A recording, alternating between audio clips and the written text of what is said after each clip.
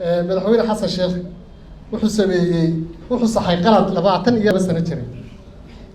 ilaa iyo markii carta cabdiqaasin lagu doortay ilaa hadda madaxweyne iyo ra'iisul wasaare cali soqoon ayaa madaxa la isu gelinay madaxweyne xasan sheekh isagaaba qaladka galo 3 jeer sameeyey maanta waxaa haysataan madaxweyne iyo ra'iisul wasaare isku xisbiya waana waxaan weligan ku baaqaynay xisbinimadu inay jirto waxaan hubaa maanta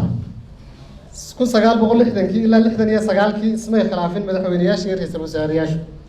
sababtoo ah isku xisbi bay ahaayeen waxay gaadhay in cabdirasaaq xaaji xuseen ilaahay u naxariiste uu yidhaahdo markaan dhinto waxay igu aastaan aadan cadde dhinaciisa dabeedna inta Minnesota meydkiisii laga soo qaaday ayaa waxa lagu aasay waxar cadde agtiisa aadan cadde qabrigii ku xigay lagu aasay madaxweyne iyo ra'iisul wasaare sidaa noqon doona ayaa maanta ii muuqda ma aha inuu xamse ka fiican yahay ama ka aragti dheer yahay dadka kale laakiin waa isku xisbi sida ay SYL uga wada tirsanaayeen aadan cadde iyo cabdirasaaq ayay madaxweyne xasan iyo ra'iisul wasaare xamsana ay uga wada tirsan yihiin xisbi UPD la yiraahdo marka inay meel ku wada noolaanayaan oo ay meel ku wada dhimanayaan anigaaba og oo oranayaan meel aan lagu wada haysto